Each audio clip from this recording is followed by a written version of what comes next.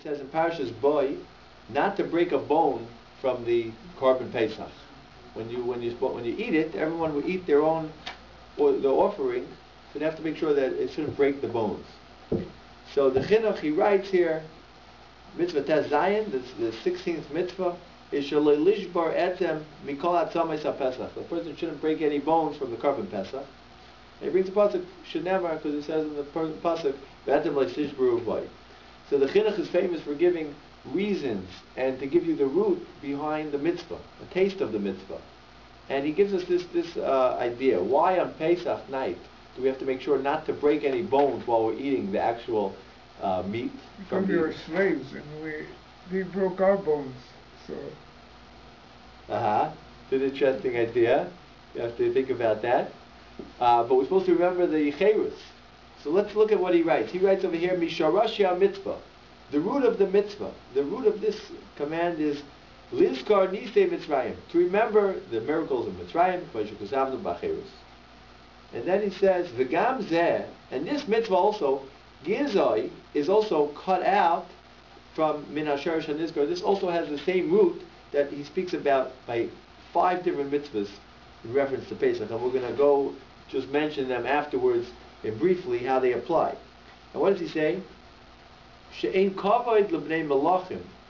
It's not the right honor. It doesn't fit for the sons of kings, the yayatei eretz, and the ones who are advisors of the land, ligrar atzamas, to chew bones, l'shavram, and to break them, kiklavim, like dogs. Dogs, they bite on the bones and they chew the bones, but that's for klavim. That's for animals. You give animals the bones. But for people who are important and honorable people, it's not a proper honor to chew on a bone, right? You have, although some people enjoy the bones, but it's not the way of kings to chew on it. And therefore he says, Lo yeyois lasis kafa. This is not right to do it like this. Who chews on bones? Starving people who are very poor, they have to chew on the bones to get out anything they can get. But we, Valkain, he speaks out, therefore, Bischilas Bayenu, when we started and we came into being an Am Segula from Kol Amim, the choicest nation from everyone, we were chosen to be the chosen nation. And there we entered to be Mamleches Koyanim V'Goy Kadosh. These words are, right, you just listen outside if you want, or you follow inside. We were chosen to be, this is the words in Parashas Yisroi, that we were chosen to be Mamleches Kohanim, the kingdom of priests, and Goy Kadosh. What does it mean, the kingdom of priests? So Rashi there says that it means we were officers. We became sarim, like high-ranking officers. We were God's chosen people. And therefore then, we became the Am Kadosh, the holy nation, and it only befits us to behave like high-ranking officers. And you put that together with the other idea, that he's saying 2 ideas in one, also the fact that we went out from slavery to freedom, and therefore we have to feel the freedom on this night. So he says, B'chol shana v'shana, so each year, b'oises man, in this time, Roy lanu lasis maisim hamarim lanu, it's fit for us to do these actions, which show in us hamayla hagadoila, this great benefit that we got, she'alinullah, that we rose up to in this hour. It wasn't just that we went out free, we became free men, but he's saying it's a step further. Besides becoming free men, we rose to be a kingdom of priests. Doesn't mean that people think a priest means like a Kohen or a priest. We are all called Goy Kadosh and Mamlechas Koyanim. We are called a kingdom. All the Bechorot were meant to be priests. Right, that's true. But I'm not. The pasuk when it says we became a Mamlechas Koyanim and Goy Kadosh, it doesn't mean that we became priests. It's not. We aren't all doing the service in the Beis Hamikdash, right, in the house of Hashem. We're not going to all be doing the work. It's only going to be a certain group. They have the name priests, but we all became, as a nation, we became Hashem's chosen nation, and we became like officers. We are not the same as all the other nations in the world, and therefore we have to realize that we got this at that moment when we went out from Mitzrayim and went out from Egypt. We became free, and we rose to the next step of becoming sort of princes of Hashem. And therefore we should remember this. And how do you remember something? So he says you have to do action. When a person does actions and we do symbolic acts, then anachnu oisin nikba b'nafshosenu, we therefore set into ourselves this thing forever. The way you become aware and realize who you are is when you do actions which cater to that type of behavior. And then you start to think who you really are, right? When a person becomes, king, he doesn't know exactly what to do. Let's say someone gets anointed. He doesn't know exactly how he should behave, or, so he needs to have a guide showing him exactly what he's supposed to do and how he's supposed to behave, in order that he should become acquainted with the exact service. Just to share with you a joke for a minute. The queen, there was once a queen who was knighting a few knights, and one of them was a Jew. So he didn't know exactly how to do it. So he was trained in like exactly what you do. You kneel down, and when the queen puts the sword on your head, you're supposed to say certain words. I don't know, I forgot the words exactly. You're supposed to say some what you say, Joe? Anyway, you're supposed to say certain words, maybe something about England, I don't know. Anyway, he forgot the words. So in a moment of haste, he just remembered the only Jewish words that he remembered was Manishtana halayla zeh mikol halilos. He just said Manishtana halayla zeh mikol halilos. So the queen looked up at this knight and he says, "Why is this knight different than all other knights?" So this goes well that a person has to become acquainted and act the part. You can't just jump into being the queen or being the king. You have to, after time of acting like a king, then you'll feel like a king. This is the foundation that he's laying down. And therefore, that's why he says why a person has to do all of these actions. So if you look, now he explains that a person might ask this. So you skip one paragraph down. He says, "V'ata b'ni," if you listen to me, he says he's going to teach us how to have the Torah and mitzvahs help you. He says those words on the next paragraph. "V'ata b'ni im shima zois, im bina shima zois, v'hati yaznecha shema." If you're going to listen to me, I'll teach you. Alamedcha lahel b'Torah u'mitzvahs. I'll teach you how to do the Torah and mitzvahs. These words, "Da ki adam nifal kefi pulaisa." A person is changed and moved the way he acts, and whatever he acts, that influences him. And v'libai v'kol machshavaisav, and his heart and all of his thoughts will move tamid, always achar maisav, after his actions. Whichever your actions are, that's how you will be affected. Whether it's the toiv, whether it's for the good or for the bad. And he says that even if someone's a rasha, someone's a wicked person, but if he starts doing good actions, and he just does mitzvahs, and he learns Torah, and he does positive commandments the whole day, he will be turned to be a good man, because the Torah and the mitzvahs, they influence him. A person is influenced from what he does, and the kedusha, the holiness, will come to him as he keeps on doing the Torah and the mitzvahs. He will develop a appreciation and an enjoyment in what he does. It takes time, but a person has to, if he does it, he eventually gets into the road, and then he will be affected by it, and it will change him. And the kedusha, he will be affected from that holiness, and the holiness will make him acclimate to being a holy person. And that's what he says. Whether that's if he's very bad. If he does Torah and mitzvahs the whole day, he'll turn to be good. Just by doing the Torah and the mitzvahs, even if he feels he's not holding on that level, but if he always does it, that will influence him. Even if he does it, he says, for the wrong reasons. The next words are, he does it for the shalol l'shem shemayim, for ulterior motives, that will also influence him to become better. Because eventually, he will kill his yetzer hara. That's the words he says. He will kill his evil inclination, because after all his deeds will influence him to become a much better person. And it will bring the holiness out of him. To be a much holier person. On the other hand, he says, let's say someone is a very righteous person, but he has the job of doing something not so good. Let's say he gives an example, like a king forces him to he gets a job to be the executioner. That's like an example. So let's say a whole day he's executing people. So eventually he's going to turn bad, and this will have an effect on his character until he turns into an evil person. Even though he started off being a righteous person, but it has an effect on him. Whatever the evil occupation may be, whether it's, let's say, to collect the taxes. Let's say there would be taxes which is not right to be collecting, or something like that, or something where he has to force the people to pay up. Let's say he has to collect the rightful taxes, but they're poor people. What? A policeman. He has to be a policeman, and he has to, collect taxes from people, and they don't have enough money, and he will force them and have to use different measures. So that affects him for the negative. And therefore, that's what he says till we turn over. So that's what it comes out. And the Torah also says this, that when there will be, let's say, a wayward city, a city which is all serving idols. So it's called a Ir Hanidachas. It's called a city that everyone's doing idol worship. So the halacha, the Torah says you have to kill them all out. It says you have to take a sword and slay them all.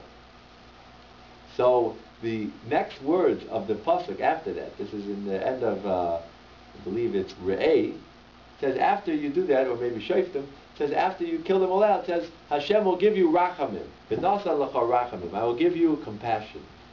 And I'll give you compassion, v'richamcha. And I will make you compassionate. And right there, they speak out on the spot. The Or Chaim says that because a person was busy killing so much, so he developed a cruel nature. And therefore Hashem says, I have to give you a blessing, a special blessing for compassion. And therefore you'll get an extra dose of compassion, and you'll raise up your level to being a compassionate person. And therefore, that's what he means to stay back to this mitzvah. This is the mitzvah on Pesach, that a person should make sure not to chew the bones, or bite on the bones, or break the bones. He's saying really the Torah says don't break the bones, but the reason is because when you'll chew them, that is not the way of a king. And on this night we have to remember that we are the king of a nation of princes, and we went out to freedom. We're also celebrating that we're free. We have to actually feel like we went out to free. The Rambam says that a person has to show himself, and others say he has to see himself, like he's free. And the way to do that is to do actions. And the first action we're speaking about tonight, is not to bite or chew on the bones of the Korban Pesach, and that will affect him. That's the first idea here. And he actually says an interesting thing, that that's why Hashem gave us so many mitzvahs. They ask, there's 613 mitzvahs. Why are there so many mitzvahs?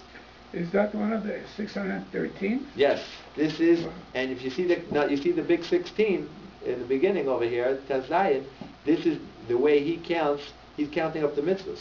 What the Chinuch did in this book called the Sefer HaChinuch, he counted all the mitzvahs. And in his count, this is number 16. This is the 16th mitzvah given. Right away, it was in the beginning of Parshas Bo, which we just had a few weeks ago in Shemais. This is what he counts as the 16th mitzvah. So that's what he says. Why do we need so many mitzvahs? Why do we need 613 mitzvahs? So there are different ideas given. But his idea that he says is that Hashem wanted us to be occupied with our thoughts and our actions a whole day in Torah and mitzvahs, doing Torah commands and learning the Torah, and therefore we will be affected through that to become better people. We will become greater and we'll become more holy because we will be so busy, right? You wake up in the morning, people speak about, there's so many halachos, there's so many laws. I wake up, the Torah tells me what I have to wash negovasser, I have to wash up my hands right away, and then I have to put my right foot in my pants first, then my left foot, and then I tie my left shoe first, and then my right shoe. And it's so many laws that the Torah is telling me, all these mitzvahs, I can't do it. I can't eat bread without washing my hands. I have to make a blessing before I eat, after I eat. Every step of the way, there's another mitzvah, there's another thing. Then I have to learn Torah. And then Torah I have to learn as much as I could. So I don't have a spare second. The Torah does say, if you need a vacation, you take a vacation, you take a break. But if a person, assuming he has the stamina and he's enjoying life, But with that, the Torah obligates him to try to do as many mitzvahs that he could throughout the day. If he sees his friend, a friend needs a hand, you have to help out your friend. Help him with his packages, all these different mitzvahs, because the chinuch says this is the reason. It's not just by chance. It says that Hashem wanted us, in the second paragraph on the page 120, he says Hashem wanted, look at he says the words in the second line, says, we'll start from the beginning, therefore our rabbis have said, Rata HaMokan, Hashem wanted, L'zakos Yisrael, to make the Jews meritorious, to give us a lot of merits. Lefikach hervelem Torah mitzvahs. We all know this. This is what they say when they finish a class. They say, Lefikach, therefore, because he wanted to make us meritorious, so therefore he gave us Torah and mitzvahs. He gave us a lot of Torah and mitzvahs. Kedei, in order, lahatfis, to be tafus. In Israel it's called tafus, to be busy. When the line is busy, it's called tafus. Hashem wanted us that our mind should be tafus. It should be busy a whole day with all of the mitzvahs and the Torah, in order that these peulos will affect us, and therefore we will become better, lidios tovim, and we will turn better, and we will turn to the next. We will raise ourselves to the next level, and therefore he actually gives an idea of why it says that if a person has a mezuzah on his house, on the door, and he has tzitzis he puts tzitzis on his four-cornered garment that he wears, and he wears tefillin, so it says he's assured that he will never do a sin. If he has these three things, he has a mezuzah, he had tzitzis, and he had tefillin on his head, he will never do a sin. Why? So there's different reasons, but the chinuch here is saying one reason, because these mitzvahs they are constant mitzvahs, right? Mezuzah you never take your mezuzah off your door, right? Unless you have to check it, you never take it off. These are constant mitzvahs. You have the tzitzis that your person wears if he has a four-cornered beged. He has to put on the tzitzis if he wears a four-cornered beged. That's always. A person should always wear that. And then you have the third mitzvah, tefillin, also, a whole day. If a person does these always, so that affects him, and he is nif'al, he becomes changed and affected through all of these actions that he does.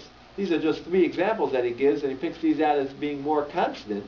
But of course, all of the Torah is included, that will affect us also, and therefore a person will be assured that he won't do an aveira, he won't do a sin, because he will be so involved in all these mitzvahs that he will be changed to be a better person.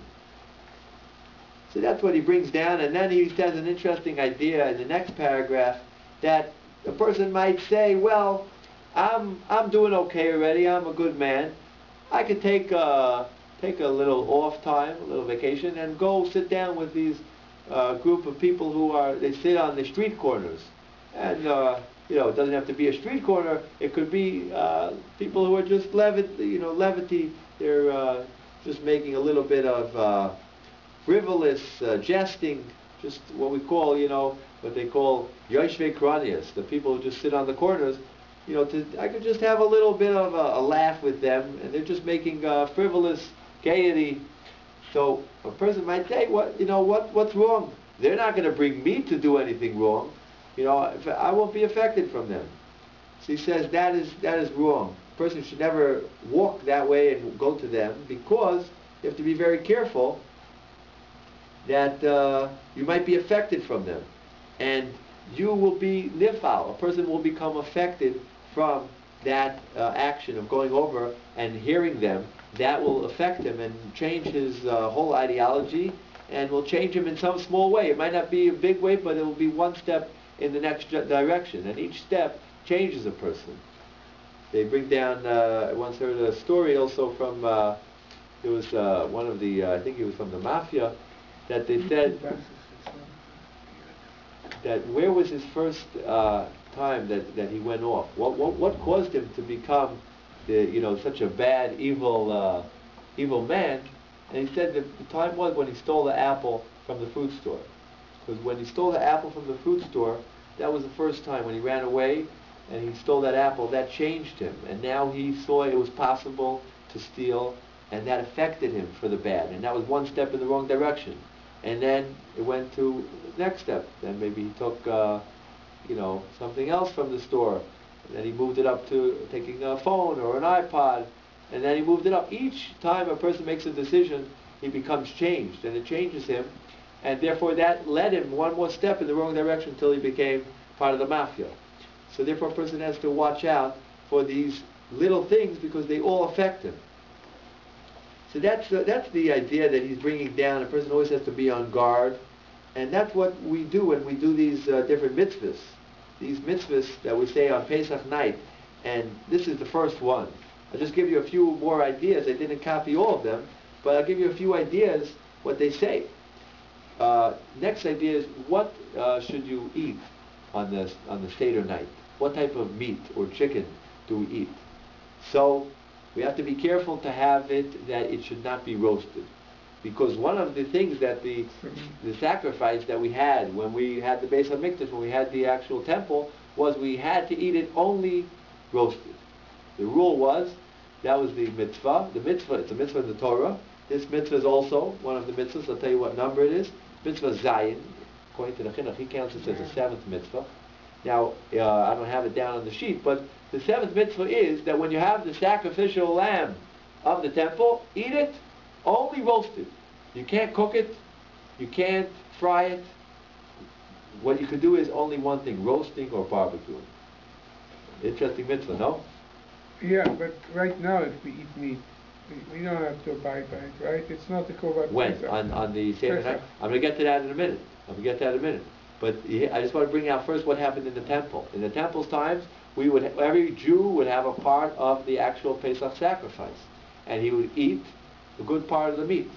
And the only way that he ate the meat had to be eaten with a, only, if we could only, Irina, we have Barbecued. on this side. The only way would be barbecued, or with, or if it would be, another type is also roasted or broiled. What's the reason? Why should it be barbecued? What's the reason? Or roasted. Or roasted. As compared to cooked in water, or let's say different types of putting it in, frying it in water. Why does it have to be barbecued? Says the Chinuch. The reason is because we are princes, and we have just left from Egypt, and we became free people, free nation.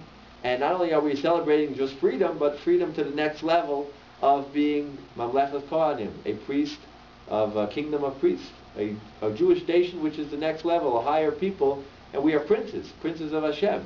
And therefore, how does a king eat his meat? The king eats his meat only barbecued or roasted. This is what the Chinuch says. The Chinuch is, they knew, our great people knew what the enjoyments of this world are, and they knew how to use it out for the right things. So he says like this, he says that we have to eat it like that, because only kings eat it tzli. Kings eat it roasted. They eat meat roasted, because that's how it tastes good. The Chinuch is telling you an unbelievable thing, but he's a Rishon. He lived way back then, but he's telling you he knew what was good, and he knew how to use it for the good. Kings only eat something good and tasty, and barbecued tastes much better. But the rest of the nation, they don't eat. They eat different things. They eat cooked or boiled or broiled.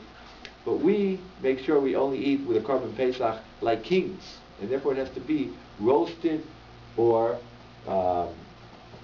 barbecued. Now, that was all the times of the temple.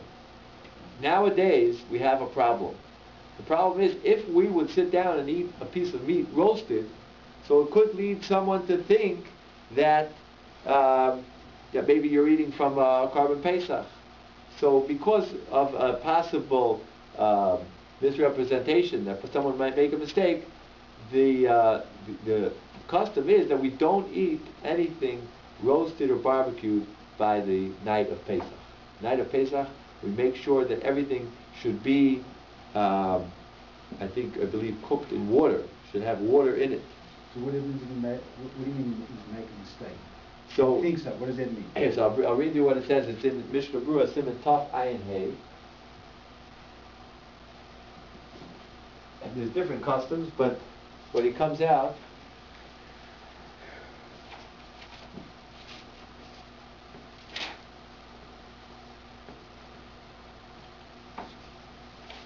Is this a Kavana mistake? Is it something that is in the No, heart? people will come to make a mistake from that. And what's the mistake? He says that people might think that this is a actual carbon Pesach. So which means what? But it's really not. It's really not a carbon Pesach. What would come out from that? I'm not sure exactly what that might lead to. You know, they're saying in their mind, I'm doing the mitzvah of Korban Pesach now. Maybe I think it's in the mind. It's been a mind thing. Well, I'll read it to you. This is in Taf Ayin Vav. It's in Siman Taf Ayin Vav that he says that a place where they act that they don't eat this, right? A person cannot eat that. So he says, Shema Yoimu Basar Pesachu. Someone might come along and see a person eating roasted or barbecued meat. He might think this is the actual meat from a actual slaughtering sacrificial lamb. So therefore, he doesn't go into the reason more. But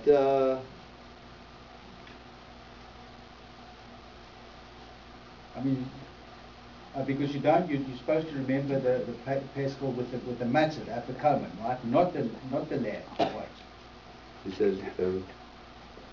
says everyone holds. There's a big dispute about this, but everyone holds that you cannot eat a lamb which is roasted. That is no question for sure you can, because it looks like here he says even further. It looks like you're eating holy sacrifices outside of the Yerushalayim, because it depends on the level of sanctity. But something that was holy of holies, you couldn't even take it out of the actual courtyard. But something that was lower level, but you couldn't take that out of for sure Yerushalayim.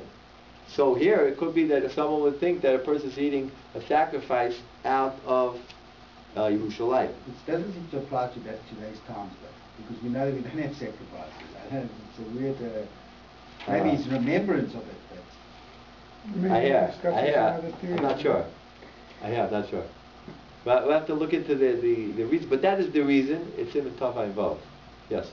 I remember the Gemara discussed that some Italian rabbi was eating a sacrificial lamb in Italy, and the Chachamim wanted to censor him, but because he was such a distinguished Talmid Chacham, they didn't. But they told him not to ever do it again. Oh, okay. So that could be that idea. So that's one more mitzvah where we have it. And to give you another idea where we have this, it's also brought down that when they had that Pesach sacrificial, whatever their sacrifice was for Pesach, you cannot leave over anything. You cannot leave anything over. It was a special mitzvah, special commandment. It was separate from any other of the other sacrifices from the whole year round, that you can't leave anything over. And the reason was because also a king, they don't leave over anything. They eat the portion they eat. They don't take it to go. He says over here that the poor people, what they do is they take a little bit for their friends. They're so happy that they finally found that they got a good meal, so they show all their friends. So he says that's why it was special that they would never, you can't leave anything over from that carbon, from that sacrifice. Okay, so now let's just apply this. Those are three examples of how a person has to act like kings always, to not to leave over, and he says if you leave it over, then you have to burn it, because that's what a king would do. A king wouldn't leave over, and if he would, so it wouldn't be. I'll read you what he says over here.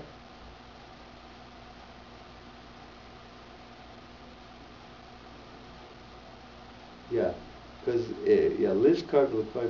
Yeah, this is the same idea. The kings would never leave anything over, and therefore we have to try to put into ourselves that we are kings on this night. Now, how does this apply? I just want to bring out how this rule applies to us. How a person can take it for the whole year.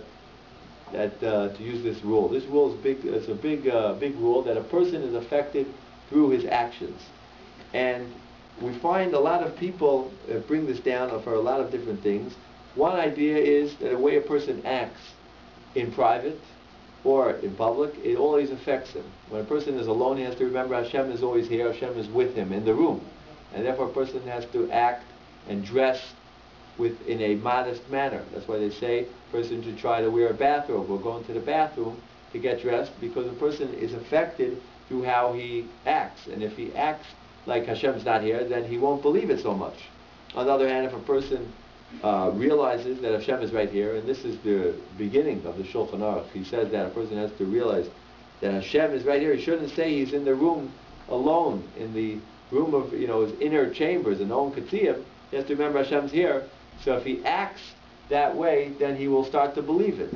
And this is the way to go through life, to always try to act one step better than you are.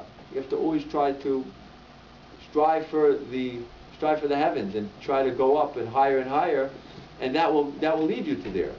And examples is different examples, but we'll go into a few more. Is the idea of saying Moida Ani, or all these things that a person says. A person has to realize, first of all, what is he saying? He has to think about when he wakes up in the morning, he says, Moida Ani, I thank Hashem that I am alive. You have to appreciate what you're saying. Think about it a little bit, and if you think about it, it will affect you. Because there's one exception to the rule. The rule is you are affected by everything that you do, but with only provided one thing, provided that you're doing it with willingness, with an enjoyment. Because if you're forced to do it, then a person does not become affected. This was from the Chafetz Chaim. Chafetz Chaim said the Russians, in the Russians by the Tsar, they were known to be very much. This is brought down. I have it in a book. The Tsar, they used to be very fast. They would run. They would take care of things very fast. They were very, they didn't let anything tarry. So the question is, why? Someone asked the Chafetz Chaim why, at the end of days, after the communists broke down, why were all these old Russians sitting there by the fire, and they would just sit and schmooze and talk the whole day? I thought that he said to the Chafetz Chaim, I thought they were big doers, and they were always charitz. They were going fast and doing everything. So he said, yeah, but there they were forced to do it. So if you're forced to do it, then it's not mashpia, it does not affect you, it doesn't put into yourself to become that way. It only helps you if you want to do it. This is a big idea with raising children. A person has to realize forcing a child to do anything is not going to make the child get to that stage on his own. Chinuch, what is your obligation is to help the child get his own will to do that when he becomes 13. It seems to be a bit of a contradiction what the Chofetz Chaim is saying against the chinuch. Why? The chinuch says when you're evil and you've got evil thoughts, just do something else. Even though you're not going to like it, okay? You're not enjoying it, okay? You see, the force he seems to be doing is that you've got like a gun pointed at your head. That type of force. That's a different story. But that seems a contradiction to the chinuch of it. So what's I guess what? The chinuch said you should do it even for Shaloi L'Shem Shemayim, not for the reasons because Hashem commanded you. Well, you're going to enjoy it. So it could be what? But maybe they enjoyed it in other ways. You could do it for other reasons, but they have other reasons. It's normally when you force yourself, okay, to go against right. what you want, and you're forcing yourself. Right. You're not really enjoying it in the beginning. Right. It's interesting. We have to think about this deeply. I'm just trying to think if there's a little bit of a split between the two. On the one hand, maybe the Russians, they were forced with a gun. So with gun, they had no choice. They had to do it. That's not called that they're doing it even for ulterior motives. They did it because they had to. So there, a person does not become affected. A person does not grow into that mode, right? You bring a child to the synagogue and you say, okay, pray. Turn the page. They just turn the page. And, homework with the kids is a big thing. Not to, sit him down across and read, okay, you read, and try to make him guess what the answer to the question would be. It has to be fun. It has to be that he's enjoying it, and then he will bring up in himself, that will stir up in him positive types of associations with learning Torah. And that is with raising children, but it's so too with us. A person has to enjoy the mitzvah, and even if it's done for different reasons, but as long as he's on his way, right, he realizes, and maybe that could be also what they all say, that why should it says that a person should learn Torah and he should do mitzvahs, even for different reasons, for honor, he should learn Torah, even if he's not holding at the right level yet, he should still do it for the wrong reasons, but on the condition that he's working his way up the ladder. It's like we're on a ladder, you're trying to get to the next level, so you'll start with this level, and then you get to there. So at least there he's on his road, he's working his way up, so therefore it's a little bit of a will that's inside, and that little bit will have a positive effect on him. So based on that, this is the idea of the what the Chafetz Chaim was saying, that a person has to have a little bit of a want in this. The actions only work on him if he at least is a little bit open to them. So therefore, that's you have to apply. There's a lot of ideas. Rabbi Victor Miller used to apply this to a lot. He used to say you should do a lot of actions, you should speak a lot of things, and that affects you. When a person speaks out that he's going to take a shower for Shabbos, for the honor of Shabbos, right? We all take showers for Friday anyway, right? So you might as well put in the words, even though you say, I don't mean it yet, I don't really have it in mind, I don't really think that I'm taking because I want to get clean.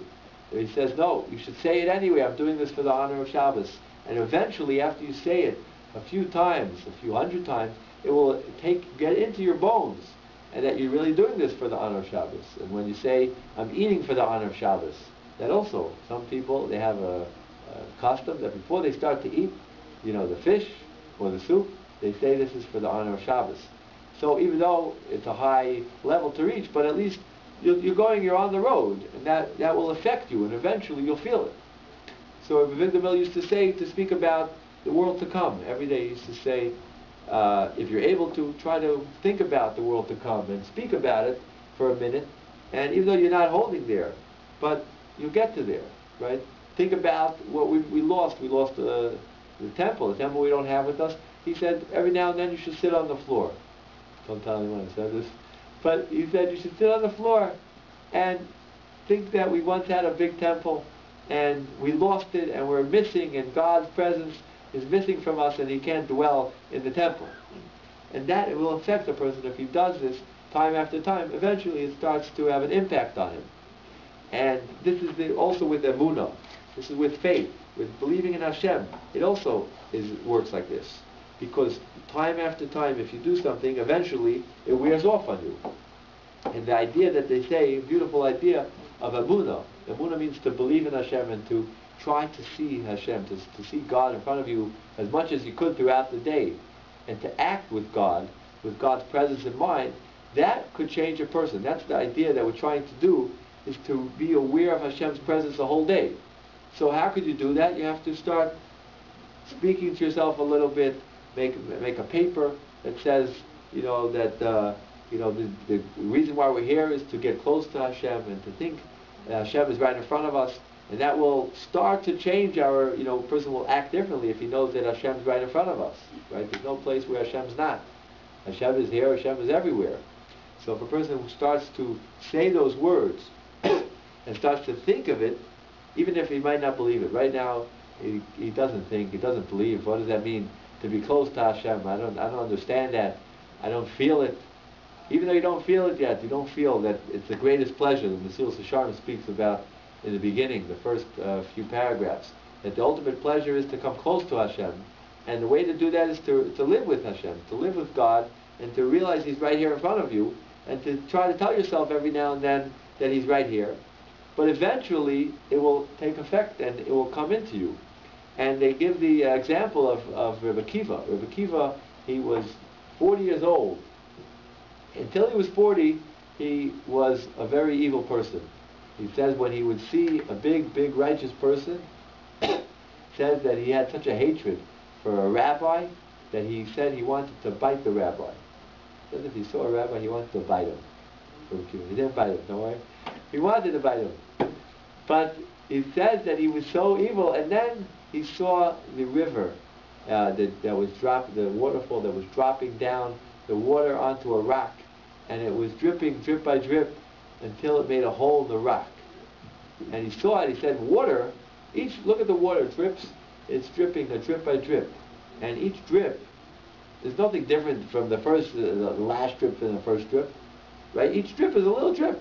The next one is not more powerful than the first one. So how does it happen that all of a sudden it starts to break away at a rock which is so hard? So Kiva said it must be that you see that if someone works, and he works, even if you start when you're 40, I could still turn around and I could do repentance and I could become a great man. Because you see, it just means that a person has to keep on doing something, and it affects him. Everything you do affects you, and you become greater. So this idea, Rabbi Akiva, he saw from the water, and he said, from this I see that, you see the impact that any action that a person does. Imagine, it's just water on a rock. So he said, so for us, when we have the Holy Torah and the mitzvahs, imagine what that could do to a person, if a person keeps on doing that. So therefore, based on that, we have a heart of stone. It says in the Navi, in the Bible, we say that Hashem says, in the end of the days, I will remove from you the heart of stone, and I will put into you a heart of not stone. Will be easily filled up with love of Hashem. But as of now, we have that, and it also says that Hashem says to move away the layer on the heart. And a person has to try to do that, and the way to do that is by working and speaking about Amunah, working on it a little bit more, till he moves away the heart of stone, and in place of that, he has a heart filled with soft and open to love of Hashem. So that's the idea that Rabbi Akiva saw from this, that if a person is opened up to it, then he could even take a simple thing, a simple thought, that Hashem is right in front of me, and that could change his life slowly but surely, even though at first he might say he's not ready for this is too high an idea, he's not on that level, but if you keep on moving, keep on working, you get to that idea, that level. And there's a story with this idea that a person, it affects, everything a person does affects him, that the Chafetz Chaim, when he went to, when they were coming to the war, I think it was the First World War, there was a bunch of Bachrim, a bunch of students that came into him and they said they have to go fight. So they wanted to know, we have a blessing, we're going out to war, we want to come back, want to live through it. So, and they said we're going to have different trials and tribulations, different things that we're not going to be able to do according to the Torah. So Chafetz Chaim, he gave them a big blessing. He said, you should come back and everyone should be healthy. But he said you should know you're going to be faced with different trials of eating, let's say, non-kosher food. And in those days they didn't have the option of eating kosher food. And he said you should know you're going to have to eat it. There's no choice. That's one of the mitzvahs. And we only 3 mitzvahs does a person have to give up his life for, right? The 3 big mitzvahs of killing, right? Or serving idols, or idolatry, right? Or incest. So he said these are eating something which is not kosher. That's not one of the 3 mitzvahs, and you're going to have to eat it. But what you should do is when you get that bowl, or whatever it will be, you should take a big chunk of this, whatever the non-kosher food is, and throw it in the garbage. And you should tell yourself that this food is it's not kosher, and it's really it's not good for my soul, but I have to eat it anyway because it's a mitzvah, and therefore it won't be bad for me because that's what Hashem really wants me to do. But you should keep in yourself an aversion to eating non-kosher food. And Chafetz Chaim told them to do this every time that they eat, and that will keep their sensitivity level, that they should not become affected from eating all that non-kosher food, that they shouldn't just become immune to non-kosher food. A fascinating story that's brought down. That's the Chafetz Chaim. Chafetz Chaim, when he wrote this booklet, he wrote a special booklet for people going to war in those times, and we called it Machaneh Yisrael, the camp of the Jews, and this is set aside for those Jews to help them keep strong throughout the whole war. So that's another idea to keep in mind. So a person has to keep all these ideas that keep on guard to do little actions that you become affected, and for the positive if you keep on doing these actions. But to the other side, when a person does negative, even if it just means to go over and start schmoozing with people about just levity, just mitzanos, just gaiety for no reason, that also affects him. That's what the Chinuch himself is saying. So a person has to be very on guard from any action that he does because they're all affecting him. So that's a good idea to see all these different types of actions. And there was another story that the Gemara says, we know that Kohanim, the priests, they aren't supposed to walk on top of graves. Right? It says that they shouldn't go in a graveyard. Because when they walk in a graveyard, right, they become, they get this impurity from the actual dead person. Dead person has a impurity, it's called tuma, and that will make the Kohen himself impure. So there was a great rabbi, his name was the Ishbitzer, and he said a reason, he explained the reason why they're not allowed to walk on top of the graves. He says because if a person will go into the graveyard and he'll be there a lot, so eventually it gets to him, and he will start to become a little bit down, a little bit depressed. And that will affect his happiness, his mood of his life. So therefore he says that therefore we don't want, Hashem said, the Kohanim, they're the priests, and they go do the service in the temple. And the service has to be done with happiness. And therefore God said the Kohanim shouldn't be walking around the graveyards or among dead people because eventually it affects a person. And it could cause a person to lose his happiness in life. What about if the Kohen's father is dead? God forbid. So you can't. So for the father, right? There are exceptions. The family, there are exceptions to that. But on the whole, he can't. He shouldn't be among the graveyard because that affects him. If a person is constantly in a graveyard, in the house of mourning, eventually it affects him, and he starts to become a little bit sad or down. And therefore, he says, the Ishbitzer says that therefore Hashem wanted the Kohanim should be happy and doing the service with a happy heart. And therefore he said that they shouldn't be walking in the graveyard next to graves. It's an interesting idea to give as a reason for the mitzvah. That's from the Ishbitzer. So that's another idea that a person, he becomes affected from what he does. So of course, on the one hand, it is good to go to a house of mourning. The Pasuk says, in Koheles, I believe, that it's better to go to a house of mourning than to go to a house of party.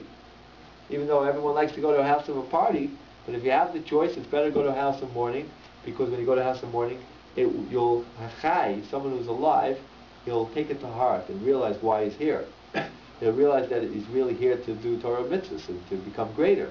And he'll realize that eventually, the world is over, or eventually his life will be over. So, hachai, someone who's really alive, a really live person, will take it to heart, and he'll realize that, he has to start doing service of Hashem better. So therefore, of course, it's better to go to a house of mourning, but not excessively to be there, because that will affect him. Now, just to go and just to speak out two of the big mitzvahs that we're going to do on Pesach night, which go along this method, because the chinuch, he spoke about the mitzvos. He spoke about the commandments. Now, there are two mitzvos which are from the Rabbanon, which the rabbis told us, and we do that on Pesach by night, and that is to drink the 4 cups of wine. That's number one, the 4 cups of wine. Why do we drink that? This is different than every cup of wine that we drink every Friday night, or Yom Tov. Because every Friday night, the mitzvah is to make kiddush, to sanctify the day. And the rule there is, who has to drink the wine? Only the one who makes kiddush, only the one who is at the head of the table. Everyone else doesn't have to make kiddush. And how much does he have to drink? The one who drinks the wine only has to drink male lugma, a cheekful of wine. Approximately, it would be 2.5 ounces. You have to drink 2.5 ounces, that's it. For Shabbos day, you just have to drink 1.7 ounces. But the cup has to hold double that. The cup has to hold, let's say, if you held at 4.5 ounces and you drink 2.2, you're okay.